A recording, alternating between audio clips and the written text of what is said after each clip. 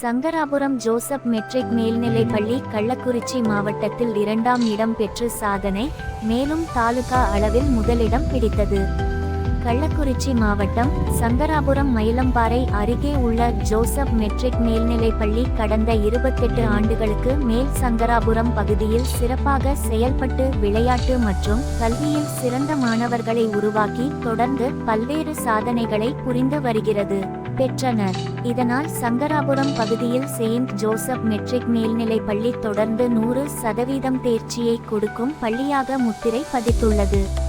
மேலும் இப்பள்ளியில் பயின்ற வானாபுரம் பகுதியைச் சேர்ந்த மேக்ஸ் பயாலஜி வகுப்பை சார்ந்த 12ஆம் வகுப்பு மாணவி காவியா என்ற மாணவி இந்த ஆண்டு நடைபெறும் 100 மதிப்பெண்களுக்கு மொத்தம் 593 மதிப்பெண்களை எடுத்து கள்ளக்குறிச்சி மாவட்டத்தில் 2ஆம் இடமும் சங்கராபுரம் தாலுகா அளவில் முதலிடமும் பெற்று சாதனை படைத்துள்ளார்.